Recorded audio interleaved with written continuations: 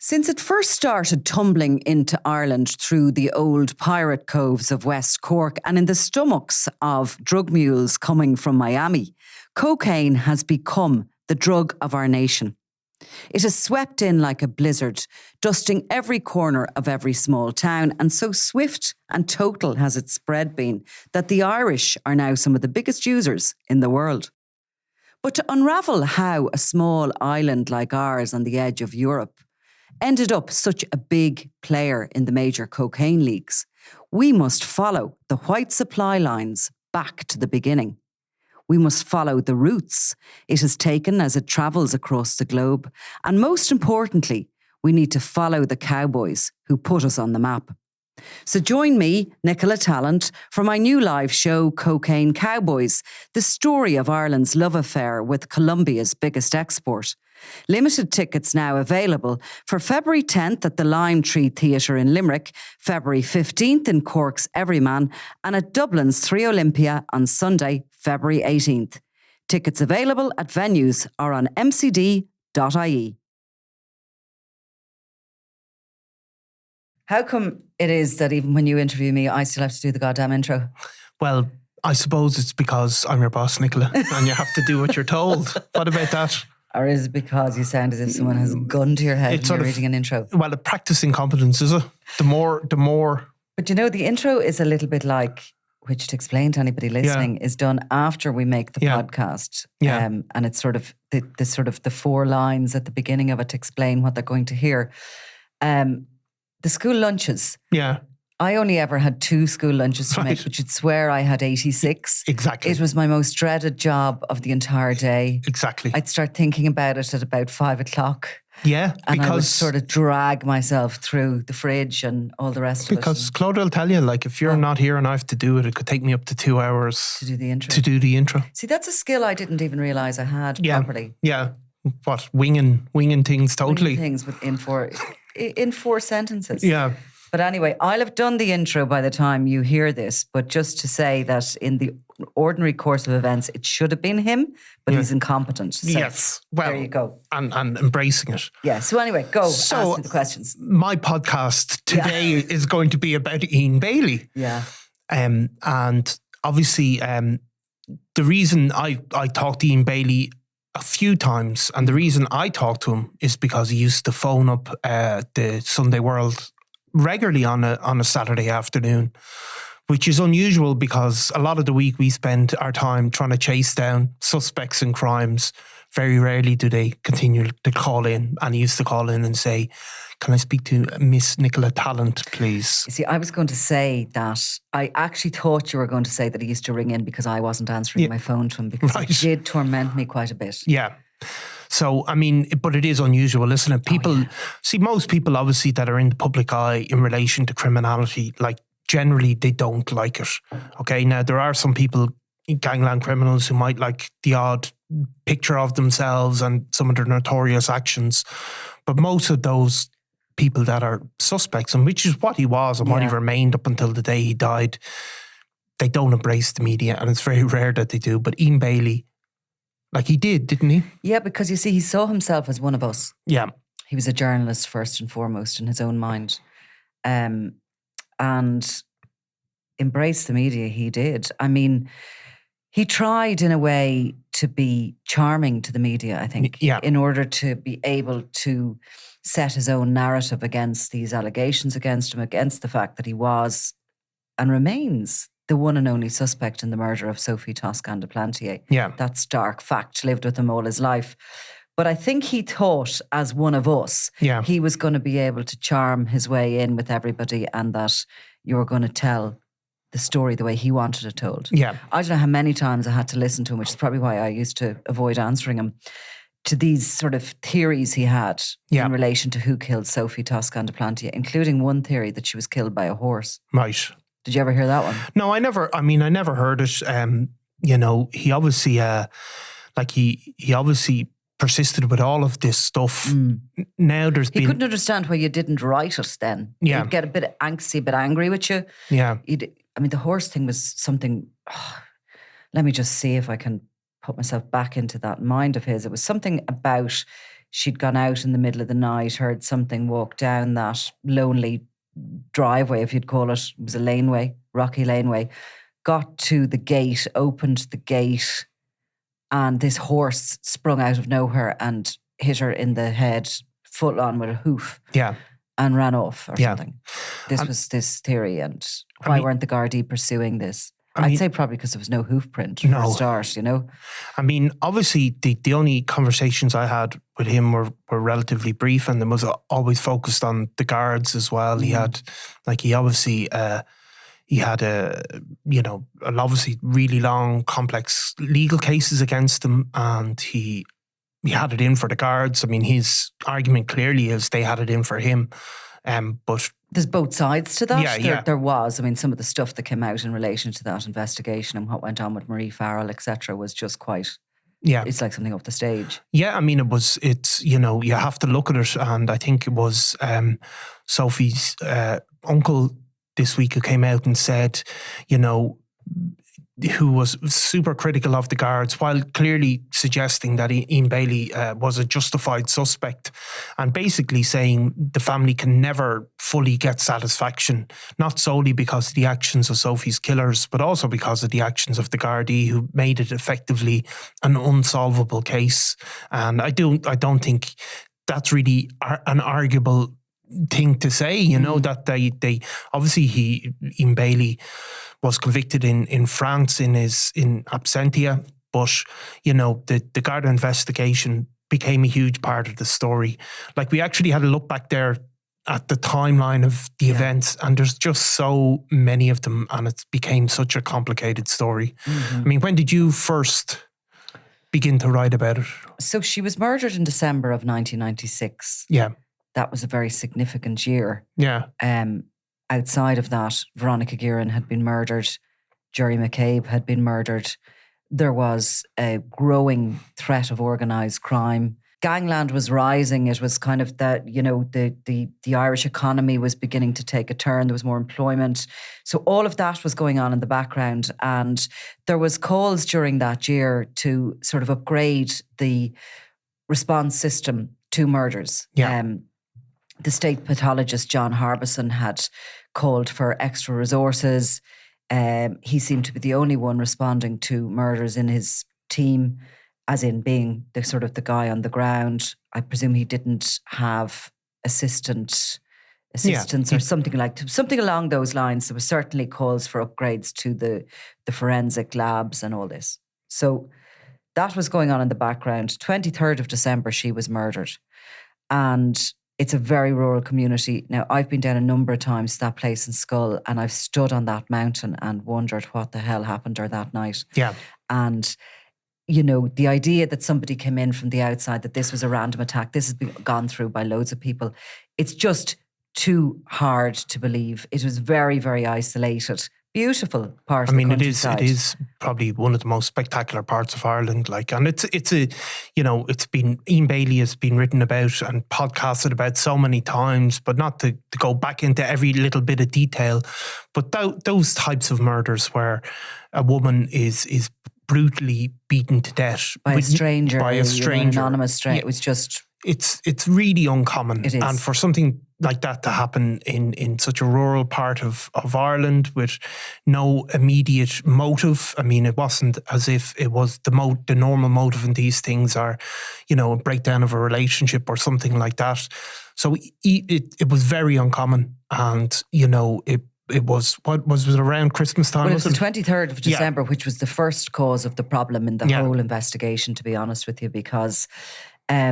So Sophie was due to travel back to France and hadn't. Her body was discovered by a neighbour on the laneway. So the house sat atop a hill with two other sort of little residences there that were neighbours, basically. I could never understand why she ran into the darkness of that laneway, going down into the nothingness, because it was in the middle of the night or the dark of night, rather than go to what was much nearer her, which were the neighbours' houses, for help. But I suppose maybe she didn't know whether they were in or not. It just seems the obvious human reaction would have been to go to a neighbour's house. But we'll never know, I suppose, really what was going through her mind. But so the 23rd of December, and the body was found, and the response system was slow. Yeah. It was local police down there who probably weren't used to the likes of this, as you said, nationwide. We weren't used to this kind of a murder. Because of the proximity to Christmas, it took a number of days for the state pathologist to get down to the area. And the body had lain on the ground, covered, but there was opportunities missed because of the delay. Yeah, and obviously then you're talking about in the mid-90s, like in the next period of time, the next decade, you'd have huge advances in policing techniques, wouldn't you? With DNA, all of that crime scene stuff, like that was very much more rudimentary at this stage, and probably the specialisation wasn't there in that rural part of Ireland, obviously. Yeah, look, that's all been picked over, and the likes of the law, the missing evidence and all this, that was all quite normal. If you look back at any unsolved cases from that time, the problems that exist in the investigation into Sophie Toscan Du Plantier's murder exist in a lot of them. A team from Dublin were rounded up with Gardaí, and they went down to the local area. That always caused problems as well. Yeah. It was like the big boys were coming in and the locals weren't good enough to solve these crimes. Again, it was Christmas time. It was a bit of a transient population down there. I think they were slow to start gathering the evidence. And basically, in a lot of cases when we hear about a murder, even now when there's more developed policing techniques, you kind of know when it goes past a week, 2 weeks. Do they have are they going to? Yeah. Do they have anybody? They don't have, if somebody gets arrested in a 24 hours, it means they have some sort of really strong piece of evidence to put to that person, because you can't just arrest them. He looks sketchy, let's just bring him in. They have to have, the arresting officers have to have something to put to him, like you were seen there by a witness, there's CCTV. So they obviously didn't have that straight thing. However, at the time, the newspapers were getting plenty of information through a local freelance reporter, which we still get if there's, say... Stringers, we call them. Stringers, and say there's, say if you pick, say, Donegal or somewhere, there's a murder, there'd be a freelance reporter who works solely in the area, just covers Donegal, and they'll tend, and people will see it if they pick up the newspapers, they'll send copy to each of the titles, really. And there's people who have specialities in that particular, mostly county by county basis.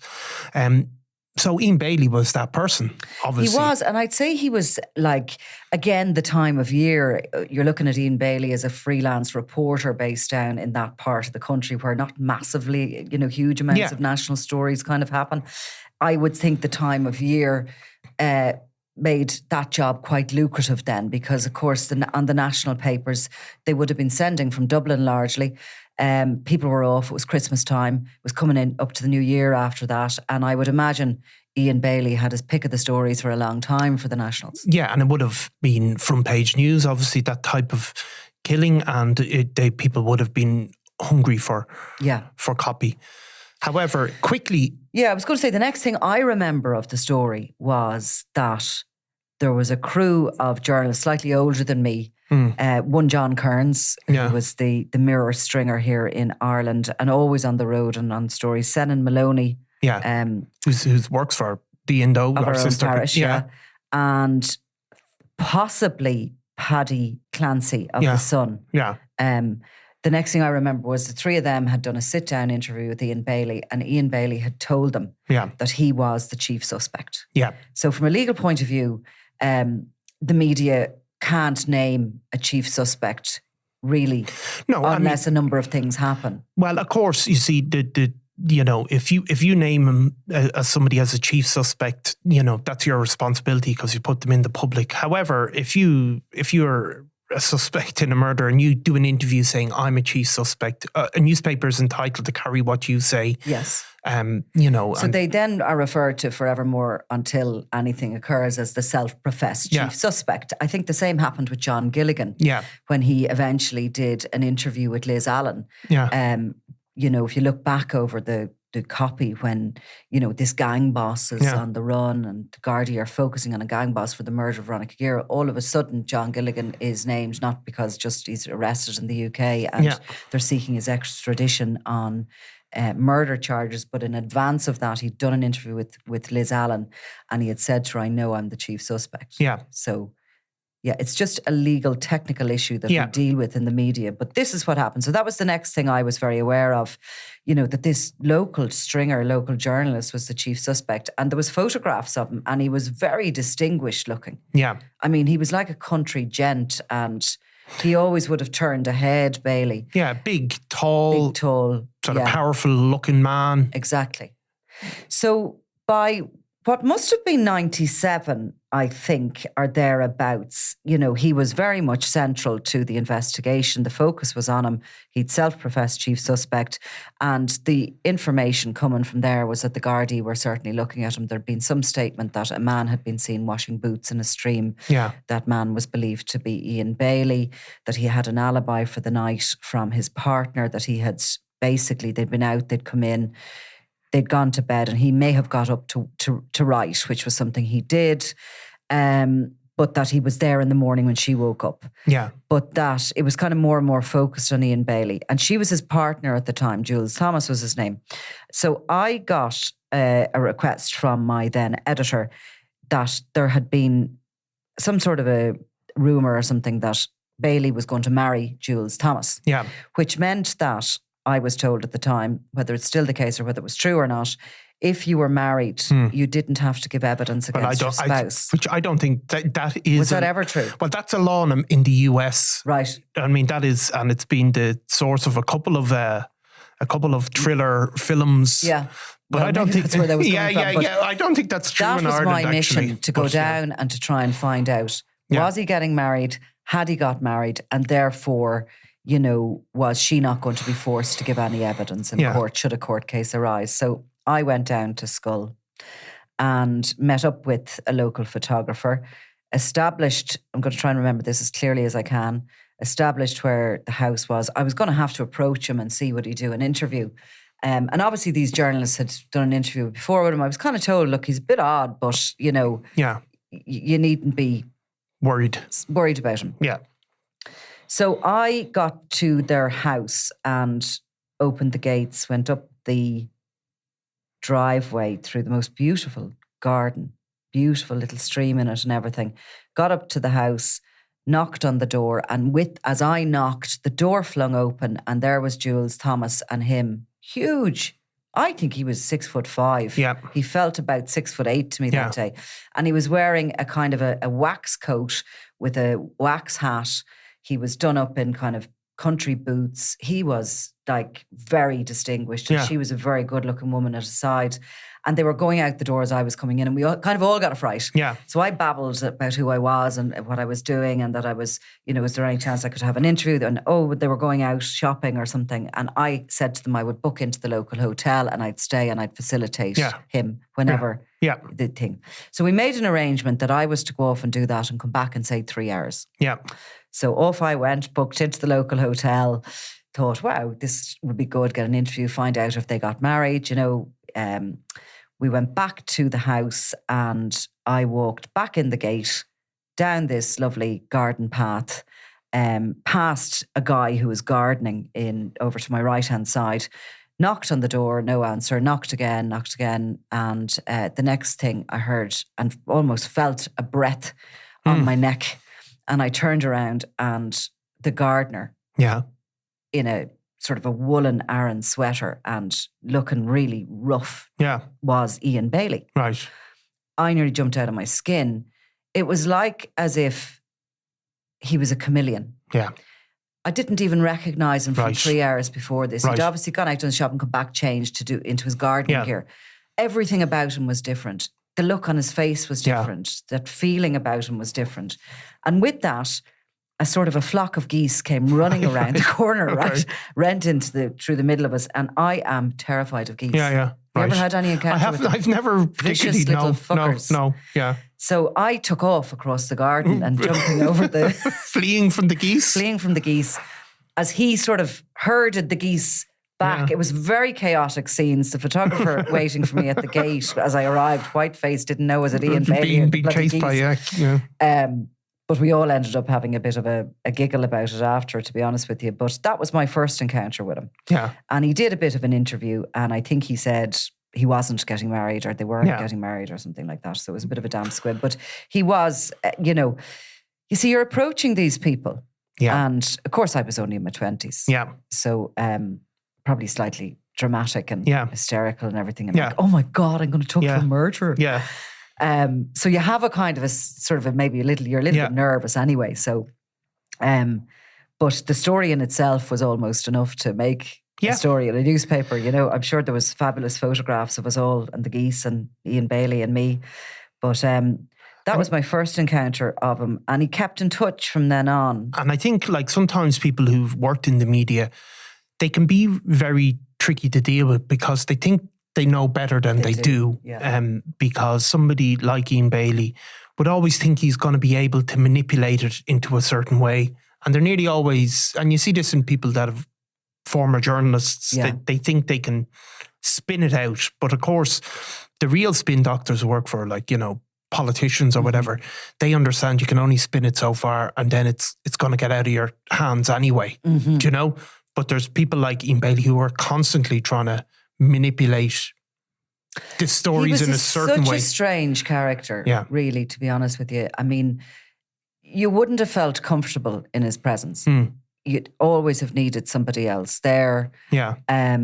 He tried to be funny, but he wasn't. Yeah.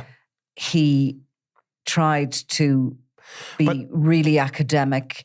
Yes. And he was constantly looking for you to not understand or be at the same level of intelligence as him. He, as you say, manipulative. He was trying to tell you what story to do. But not brilliantly manipulative. Not brilliantly because, I mean, there are people that are really good at manipulation and you don't know you're being manipulated. Yeah. But there's other people, they're trying to manipulate you and you go, well, like, you're obviously trying to. So there was a bit of that feel off him that he and obviously as well, he always projected himself as this great poet and great thinker and all of that. And of course, I don't profess to be an expert on poetry, but it didn't seem like his poetry made that much of an impact.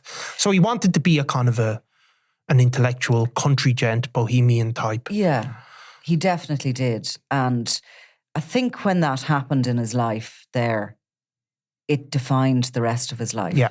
I'm not sure he had thought it properly through.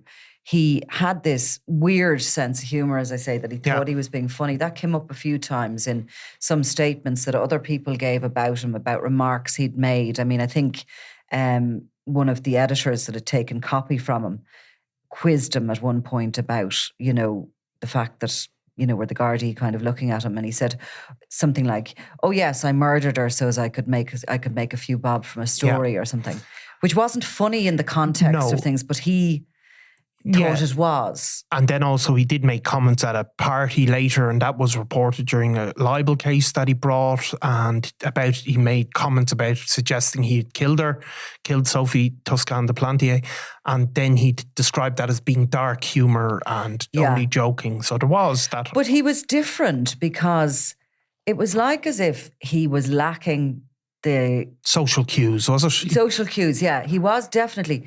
There was no boundaries with him, and he just didn't read the room very well. Yeah. So while he was fully convinced he was functioning on a higher level than anybody else in the room, he was actually doing the opposite because he didn't know when to zip it. Yeah. He didn't know when to stop behaving so weird. Yeah. So dark, or, he almost tried to act dark. He sort of like as if he took on this role of this killer sometimes, this big looming presence in the room. And like he always seemed to wear these very long coats that swung out behind him as he walked, and big long limbs on him. And he was a big, strong man, very, very good with his hands. You've never seen anything like the things he made down in that home. So that was Jewel Thomas's home, and she was an artist herself and had come over from England and bought that, split with her partner and the father of her children. I don't know how they'd met. I think when he moved over as this bohemian. And I mean, she was daft in love with him. Yeah. Absolutely. And she was a little bit older than him. And I think obviously what came out was she put up with a lot in their relationship during that time. And it wasn't always easy with him. No, But because the he was obviously... garden and the work he did around sort of woodwork and making things, creating things, even like he would take an old wall and make it into something stunning. So, I mean, that's like we described the sort of aspect of his personality that's kind of almost comic and slightly, you know, which obviously kept people engaged in him throughout all the Netflix series, the other series by Jim Sheridan, all the interviews over the years. So that was all the kind of maybe quirky. But of course there was, whatever about the murder, there was very much a darker side to Ian Bailey as well that wasn't unusual and charming and eccentric and bohemian, because it was, you know, he had been convicted of a brutal assault on his partner, Jules. In fact, he had admitted doing it at least 3 times, 3 vicious assaults. Was he convicted of that? He was given a suspended sentence. At one point, I thought there was a couple of complaints made and then statements weren't forthcoming. No, he was convicted in 2001. He received a 3-month suspended sentence at Skibbereen District Court for assaulting Miss Thomas. Yeah. And even before he had come to Ireland, his marriage had broken down. He'd been married to a woman in the UK, and there'd been, you know, physical assaults at that point as well. You know, the extent of the assaults on Jules Thomas were significant enough that she had been hospitalised, that she'd received severe facial injuries. They weren't, you know, I'm not saying any degree of assault would be okay, but they were particularly vicious. Yes, in court he had admitted it was the 3rd time he had assaulted her, and the judge even said, you know, violence on one occasion is unusual, and its 2nd time it's very unusual, but 3 times is exceptional. So that was there. His capacity for being a violent person. And you know, Jules Thomas, I have to say for her, she was always very welcoming of you into her home. She's a very gentle person. She's an artist, beautiful oils and all the rest of it. And I think she was crazy in love with him. And I think nobody had a bad word to say about her. No, nobody has I never heard anybody say a bad word about her other than she was this almost tragic sort of a character that was, you know, so committed to him. Yeah. Probably there's elements of, look, you're great at labelling people like myself with my narcissism, whatever else you say I have. But on a serious note, I think that Ian Bailey certainly had a grandiose personality disorder. I think he would qualify as a narcissist, and the people that have that personality disorder, or you know, they tend to pick up people that will put up with that. Yes. And those people are particularly people that maybe want to save them or rescue them or help people. Well, that's exactly what I was going to say about her. And I think she probably had that gentleness about her, that their relationship was probably all about him. Yeah. Which is why it survived until it didn't, basically, until she eventually pulled away from him. But you know, she never lost touch with her family. Her kids and daughters used to come, and her wider friends, and everybody just stayed with her. Yeah. And nobody, I think a lot of people wanted to see her pull away from him a long time previous. And of course he was living in her home. This was all, you know, he had sort of moved into this. Now he had certainly done his bit as regards refurbishment of it. And you know, he was the type of man that would do things about the house, you know. Yeah. Would get out and do and dig up a whatever, or would fix a thing and all this sort of stuff. So he had contributed to the house that way. But I think his contribution to her world was just this bullying, grandiose force within it that, you know, people on the outside felt sorry for her that she had fallen for him, unfortunately, so hard.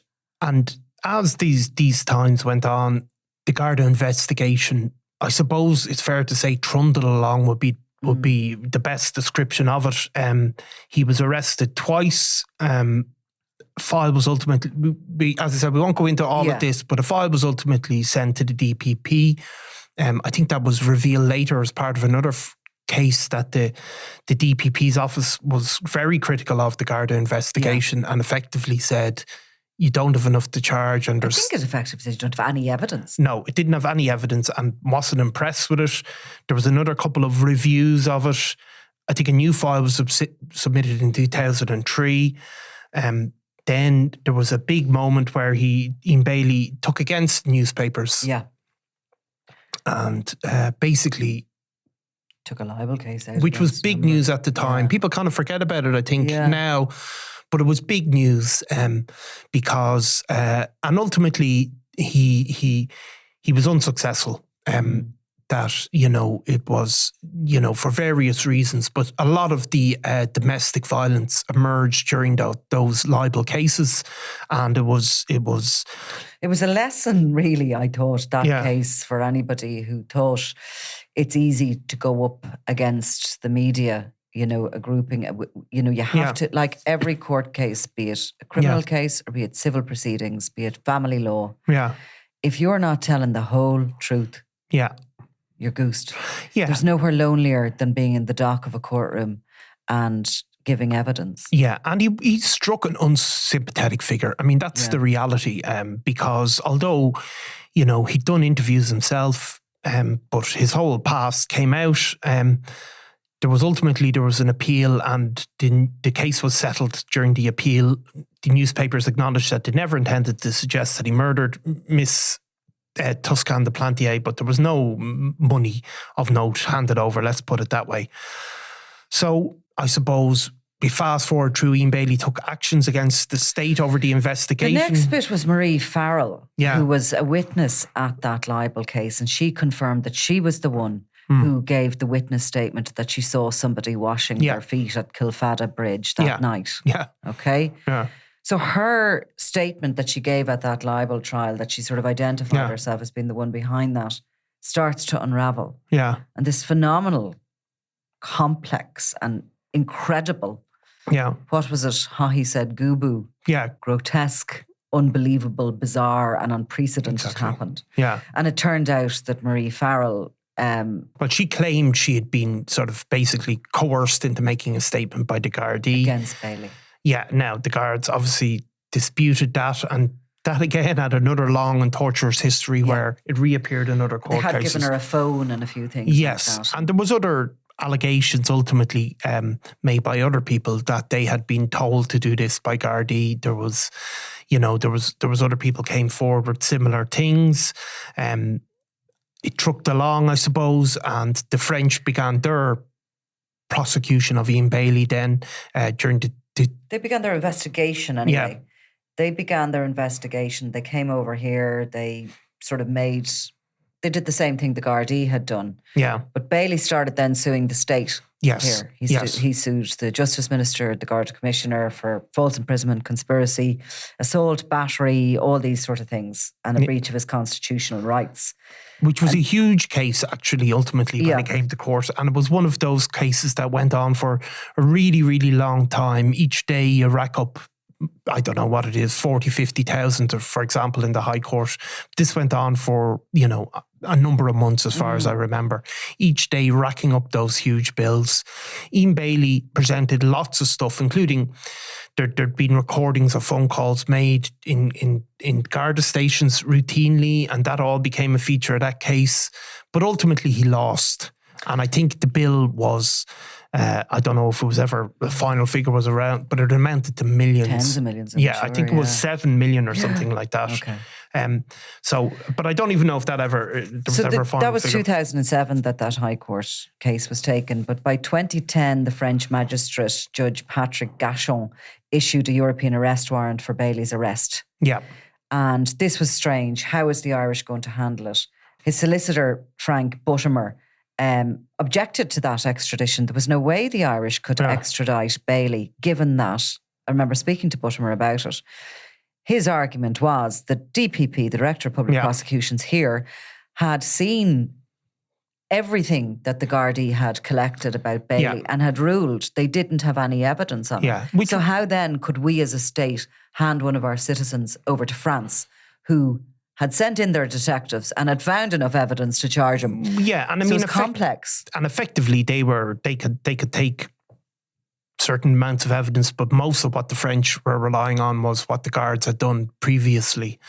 So, I mean, he won his case, basically. He won his case against the extradition. Against this extradition, which is, But lost his civil action against the state in 2015. Yeah, lent him with a huge bill. And the French prosecution, although he wasn't extradited, they continued with him in absentia, basically. Mm-hmm. Now, it's around this time, around 2014, 2015, that I re-engage with Bailey, because we were working at the time with our colleague Donald McIntyre. Yeah. And we were kind of dipping into a few of these cold case murders. Yeah. And one of them that we decided we'd have a look at was the murder of Sophie Toscan Du Plantier. And we went down with our cameras and this, that and the other down to West Cork. We did the usual rounds of the murder site. We examined that hole. We spoke to the neighbours. We spoke to everybody. I'm sure we spoke to people who were sick. Yeah. Speaking about it at this stage, we're nearly 20 years on from her murder. We spoke to a guy who owned a petrol station who said he remembered this sort of rental car coming in, and we found little threads that we tried to work up. And over the course, of course, I had Bailey's number in my phone. He would sporadically ring me. Yeah. I think I phoned him and we met him for lunch down in a pub in Schull. Always a good man to get a free lunch. Yeah. And a couple of pints. But of course, he did stop drinking. He had stopped drinking for a long time, but he was back drinking, I think, at that stage. Yeah.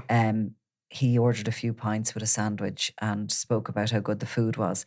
His personality hadn't changed. Yeah.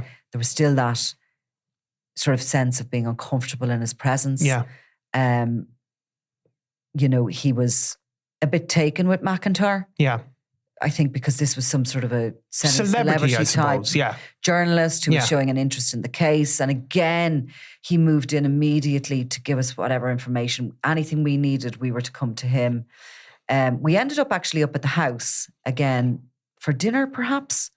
And Jules was there, and I think Donald actually bought one of her paintings for his mother. Yeah. The house had again been, beautiful. It was an absolutely beautiful house. The Prairie, I think it was called.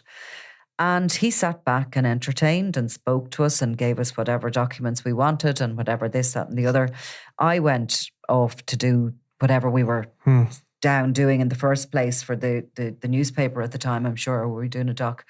And Donald obviously took a further interest in the case, kept in touch with Bailey and went on to make a documentary with Jim Sheridan. One of many, though, one of two documentaries, but also, I mean, the podcast West Cork, which was, I mean, West Cork was probably a groundbreaking podcast, wasn't it? Not just in Irish terms, but it was one of the first serial true crime podcasts that made had huge listenership across the world. It was one of the real, probably one of the kind of the most high profile ones from this side of the globe, really. Obviously, Serial had sort of launched podcasts, but we were always a good few years behind the States. But West Cork was, and the work that went into it, funny, the story, the thoughts of delving into that story with the tangled mess it was, did nothing for me. No. I couldn't have given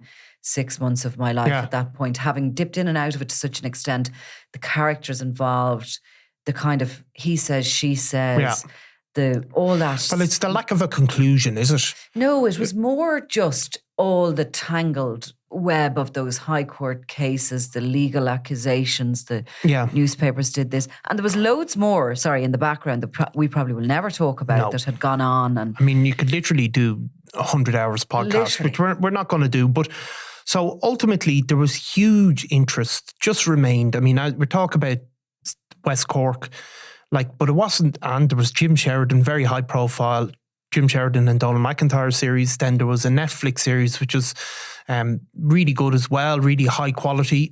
Probably produced a lot of involvement of Sophie Toscan Du Plantier's family, less from Ian Bailey.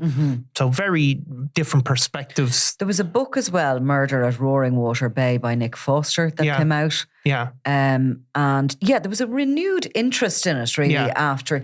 And I think it was as the French sort of having been told they weren't having him. Yeah. Like Bailey basically couldn't leave this country. Yeah. He could never go to France anyway because he would have been arrested. Or go home. I think he said he had family members die. He couldn't go to. Yeah. He that's what he was talking to us about at the time when we went down, about how he was kind of, that was his world now. Yeah. And I suppose the toll this had all had on him, and you always got the sense that the toll it had on him was just to increase his celebrity. Yeah. And ultimately that's what he had wanted. But there was this renewed interest in the case, while all the while the French were moving towards actually trying him in absentia in a court of law, which is what they did. And on May 31st, 2019, a French judge, Frédéric Aline, and her two colleagues found him guilty of the murder of Sophie Toscan Du Plantier and sentenced him in absentia to 25 years in jail. So then there was another attempt to extradite him. That failed in 2020. Ultimately, the guards would reinvestigate or would launch another review in 2022. So, but really after 2020, the two documentary series came out in 2021. And then for the next 3 years, the last 3 years of his life, Ian Bailey started a kind of another chapter of his life, which was as a social media star, really, wasn't it? Yes. But before we get to that, I think that, he always wanted his say, and he always wanted everything to go the way he wanted it to go. He always wanted to set the narrative. I don't know whether he was happy or not by becoming this celebrity and these documentaries and stuff. But his life took a downhill spiral in that last few years when the court case in France was happening and when he was being filmed. Yeah. I mean, for a narcissist, having people landing on your door and putting a camera in your face and your every word being hung on and recorded and everything has to be something they dream of, perhaps. Yeah. But for him, the reality of that seemed to take its toll, because I think he started really heavily drinking and his relationship started breaking down. Exactly. And, he had been off the drink for a good long period of time. And we do know that to be the case, and that was a more stable time. But the drinking definitely became very out of control. Is this when he started ringing the news house? Because he used to ring me at night full of whiskey. Yes. And if I made the mistake of answering him, I'd have him on for so long, and I'd be trying, the way you're trying to get someone off the phone. Okay, Ian, I have to go. And he'd just keep going. And I'd have to go. And eventually I'd have to sort of go, I'm going to have to hang up on this guy.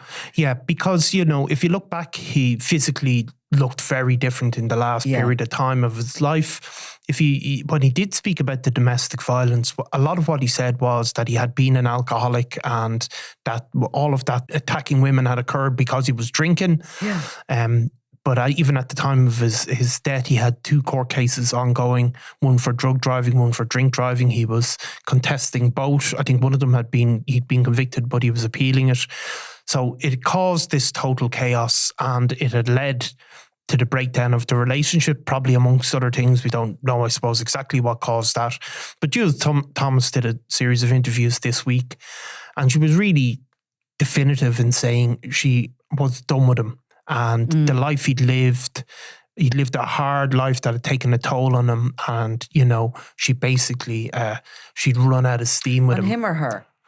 Well, it'd taken it on her by default on him. Yeah. And that, Is it a huge toll on her? And that she didn't miss him was one of the things she said. And he'd obviously really that had come to an end, that relationship. There was no way back.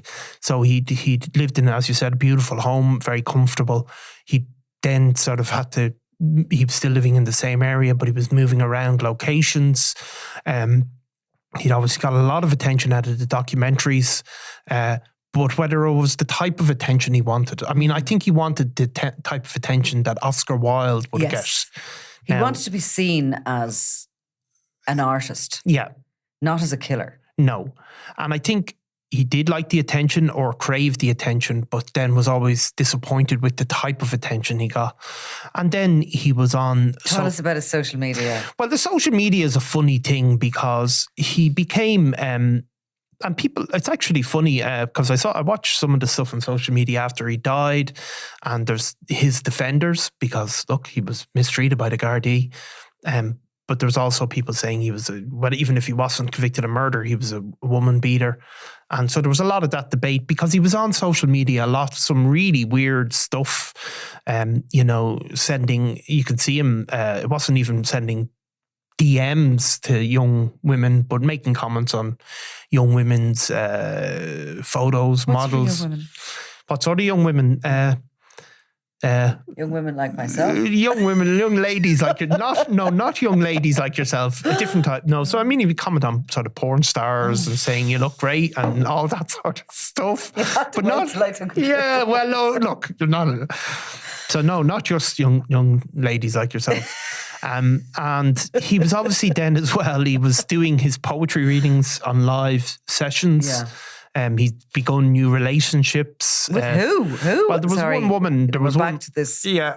Back to yeah. your theory. Yeah. Well, look, there was that the guys don't have to do very much. No, they don't. He was a celebrity, so he attracted a certain type, So he looked, and he was doing his poetry readings and charging a $5 in, I think, and he'd actually launched his own podcast. I don't know if you knew that. I didn't hear that one. Where is that in the charts? It's up there somewhere. I mean, it's there, like it's out there. But whether again, there was a lot of people. Podcasts have been very successful about Ian Bailey, but I don't think his own one about himself made the same sort of impact. And obviously, then he had suffered a number of heart attacks as soon as he'd been in the hospital. He was going on Instagram, doing videos about it on TikTok, speaking about his heart problems, and he's entitled to do. And then he passed away this week. And, was that all about experiencing what a fickle thing the media is? I don't know. I mean, you can be a star one day and then you're forgotten the next. I mean, it is quite a cruel thing, the media, to people. Was he just, when he started making his own media, was it because people had moved on to the next documentary series on Netflix that was... Well, I don't know. I mean, I suppose he felt he could control the narrative on his own social media, maybe. And he obviously had people who were willing to engage with him, and he enjoyed that. But he had people then trolling him, which he also got in these long dark holes of responding to trolls, and he was going to track down this troll, and he gone to the police about this threat, and he was offering to meet trolls man on man. Sounds like a lonely person, a lonely existence. Well, it's, as you know yourself, if you find yourself fighting with anonymous trolls, you're doing something wrong in your life. Yes. You know what I mean? Yes. Now, then he obviously passed away, and this debate then happens, doesn't it? Senator Maloney, for example, did a really interesting piece actually about how he believed he killed Sophie Toscan Du Plantier. Nick Foster, is it? Sorry, his name? Nick Foster, yeah. He wrote a piece as well saying he believed he was the killer. And that's the narrative now. Did he do it or not do it? Because obviously he was always referred to as the chief suspect. He was convicted in a French court. Yeah. So linking him to a murder was not... taboo during his life. But I suppose now that's what happens. And if I had a penny for every time somebody asked me, when I get talking about him or whatever, and having met him and dined with him and stuff, people asking me, what did you think he killed her? Yeah. And so, can I just ask you, do you think he killed her? Well, you see, I'm not as sure as Nick Foster or Senator Maloney. Yeah. I've always kind of looked on it that he was really, really weird and, all those things. But I don't know whether I have a more practical brain or not. But when you actually dig into it, the facts and the timings of the murder, the motivation was supposed to be that he'd tried to come on to Sophie and that she'd rejected him. There was some bit of evidence that he'd worked up on Alfie, the neighbour's garden at some point and would have seen her. But the distancing... the dark of night, the ability to get himself from where he lived in Schull over there to kill her, to get away, to leave no trace of evidence. for nobody to see him. It just wasn't as clear cut as being able to say, yes, I think, look, the French courts believed it was clear cut. I always just had a niggling doubt. Yeah. I had a niggling doubt about it. And that's not to say I don't definitively think he didn't kill her. But I wouldn't be 100% he did.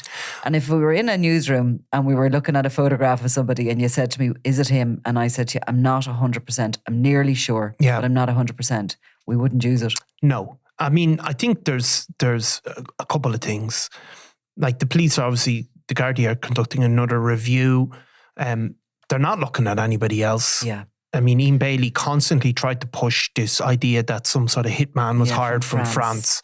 I think that's utterly farcical. I don't think it was like the horse. Yeah, I mean, I think there isn't really anybody else to be a suspect.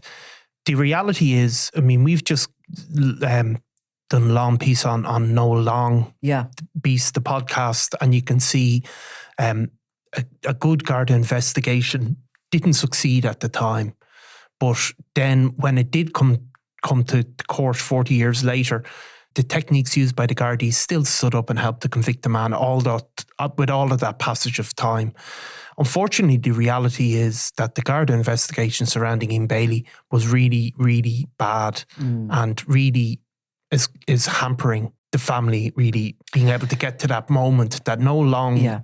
That case, more than 10 years previous that happened, but sampling that was taken at the time was stored in the Forensic Science Ireland labs, and it was reusable, 40 years later. And the witness investigations were good and all of that stuff. Like, unfortunately, with Dean Bailey scenario, it's been the opposite, hasn't it? Yeah. And I mean, it just shows you the importance of good Garda investigations. And I think that's... So your reality is that people will probably still be talking about Ian Bailey in 10 years because you can never know. No, you can never know. I mean, if you had a case, if we'll take it just for an instant, and we'll come to the end of this podcast now, because I'm sure we're beginning to bore people. But if you take it for an instant that he did kill her, right? It's really strange that he lived off the celebrity as such of that, and that he put himself into the investigations for all that time afterwards, that he never killed again, that the motivation of that rejection, if you accept that rejection thing, that he went up there in the middle of the night to get rejected. Well, I mean, I actually don't find that unbelievable. I think the type of person she was, an arty, French filmmaker, glamorous, I think that would be the type of person that he would be drawn to. I think he was a violent person to women. Yeah, he could have been drunk. Yeah, well, I think there was drink taken that night with him. Yeah, he could have drinking. He could have acted in a drunken moment and done something. It's not. Listen, I'm usually the judge and jury here. I'm not usually. I mean, if you were to ask me, if I had to, I would not say I don't know enough to say I think he killed her, but I don't think there's anything about him that would rule him out being a killer. But you never met him. I never met him, so I don't know. And I mean, there's many people listening to this who probably know the ins and outs of that case more. But I don't think, in terms of his psychological profile, I wouldn't rule it out.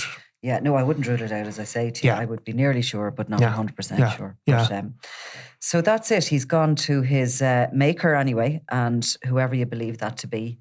I mean... He leaves behind so many questions, and, the family of Sophie have been given some justice by their own country's courts, but I'm sure they're not celebrating. No, they're not. And they've spoken a number of times in the media in the last few days. And again, you can't help but be struck by their dignity and just the sense in which they speak.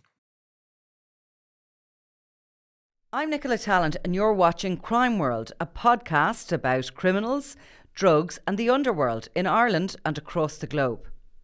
Make sure you subscribe to our channel and turn on notifications so you can be the first to watch all our latest episodes. You can also listen wherever you get your podcasts.